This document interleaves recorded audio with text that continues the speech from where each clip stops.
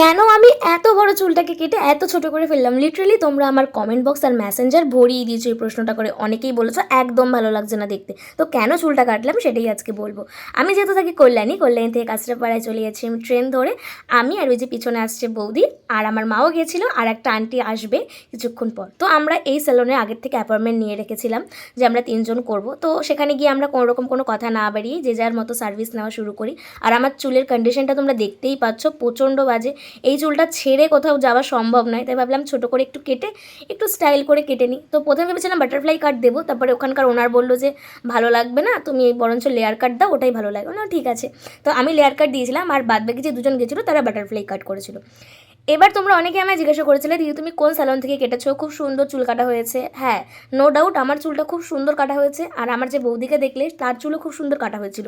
But আরেকজন যে ছিল তাকে আমি ভিডিও শেষে দেখাবো, তার চুলটা একদমই ভালো কাটা হয়নি। সে বাটারফ্লাই কাট কেটেছিল, বাট বাড়ি আসার পরে কোনো দিক দিয়ে মনে হচ্ছিল না যে ওটা বাটারফ্লাই কাট।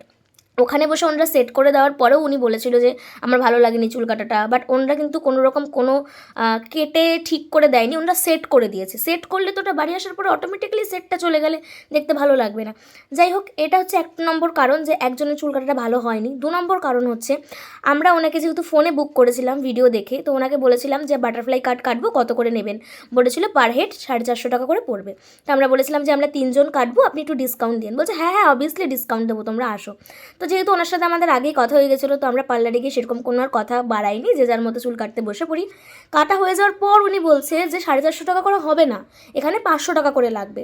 তারপরে আমরা যখন বলি ঠিক আছে তাহলে ডিসকাউন্ট তো দিন কিছু, তো উনি বলছেন না এখানে কোনো ডিসকাউন্টও হবে না। মানে উনি আমাদেরকে এক কথা বলে নিয়ে আসার পর, সব সার্ভিস দেওয়ার পরে উনি বলছে যে না এখানে কোনো ডিসকাউন্ট দেওয়া হবে না, আর আপনাদেরকে 500 টাকা করেই পেমেন্ট করতে হবে। তো সেখানে আমরা যেহেতু কোনো ঝামেলা চাইনি, কোনো কথা না বাড়িয়ে আমরা 500 টাকা করে পেমেন্ট দিয়েই ওখান থেকে বেরিয়ে আসি। কিন্তু এবার আপনারাই ডিসাইড করুন যে জিনিসটা কি উনি ঠিক করেছে।